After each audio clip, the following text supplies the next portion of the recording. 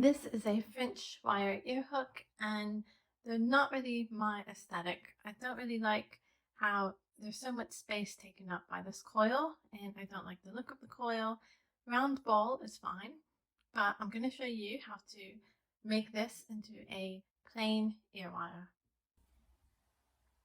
Take some flush side cutters.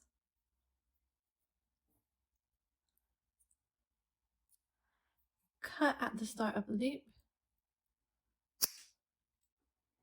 Drop down the ball and coil, and you're left with this. Take your round nose pliers and simply